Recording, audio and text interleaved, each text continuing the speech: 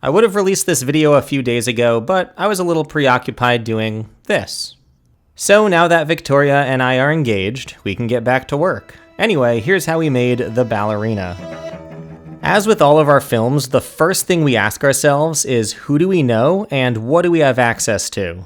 I never want to bite off more than we can chew, or else we run the risk of simply not being able to pull it off properly.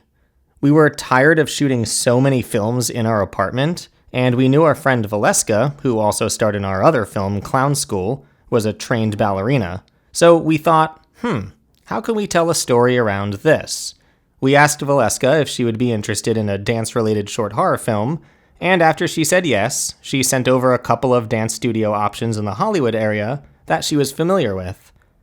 After reaching out to a whole bunch, we found one that was both affordable and matched the old creepy aesthetic we were going for.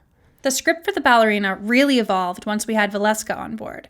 Originally, the story was going to center on a cursed ballerina's costume, but as we were concepting, I realized that the most interesting part was the ballerina herself. So why not make the entire short solely about that character? I took the first crack at the script using popular dance films like Black Swan and Suspiria as inspiration. I have to say, watching the finished product is so much better than I even imagined while writing. This is a great example of how a project can grow and improve when you bring talented people on who love what they do. Every single person had a hand in making the Ballerina what it turned out to be, and I couldn't be happier. We were really lucky on this one because we managed to reunite some friends we had worked with on a feature film beginning of last year. Keelan Carothers was our DP on our feature and on this. We also brought on our visual effects supervisor, Sam.Evenson, who helped us through the tricky VFX shots on set and then put it all together in post. Valeska, being a trained dancer, managed to bring her friend Amanda MacLeod on board to help choreograph the entire dance sequence. And of course, Victoria was there producing the entire thing and occasionally holding the boom. We shot the film over 2 nights. Keelan used some tube lights, and I brought my GVM LED light kit. It was certainly a challenge lighting the space considering how many mirrors there were, but Keelan is an absolute pro, and he managed to fasten some lights above using zip ties.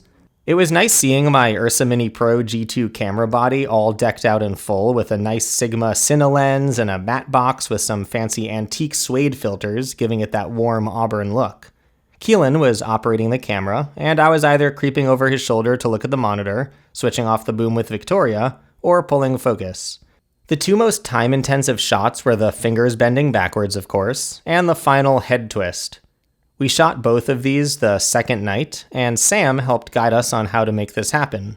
In order to bend the fingers back, we had Valeska keep her palm flat on the floor so that her arm and hand wouldn't move too much. Sam used a chopstick to bend each finger as far back as he could. Then, Valeska would face the other way and uncurl her fingers. Using Nuke, Sam was able to composite all this together to give us this.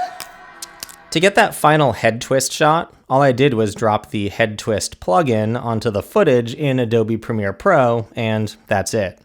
I'm obviously just kidding, that would be ridiculous. What we actually did was set up a blue screen behind Valeska just so we could separate her from the mirror. First, we shot her body movement, then she turned around and we shot her reaction.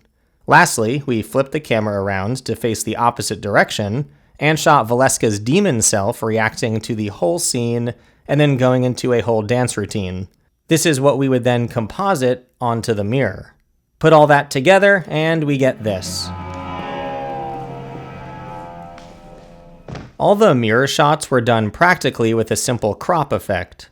Valeska would go through all of her actions, and then without touching the camera, she would go through all the actions for her alternate self.